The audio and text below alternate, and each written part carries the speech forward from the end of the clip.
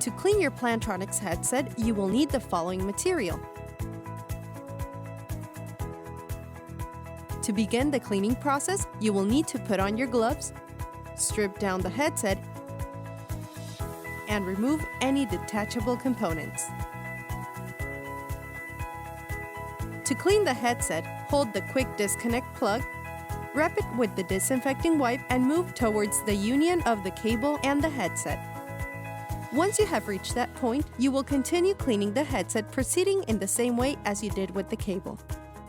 To clean a clogged voice tube, gently rinse the voice tube in warm water for a minute.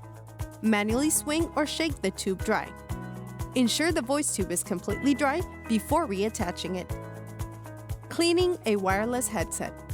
Using a disinfecting wipe, wrap the headset and wipe through until the full surface has been covered.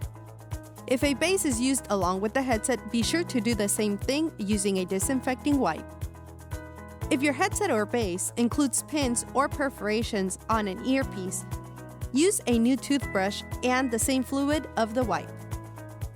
To do so, you can soak the bristles in the solution or wrap the bristles in the disinfecting wipe itself.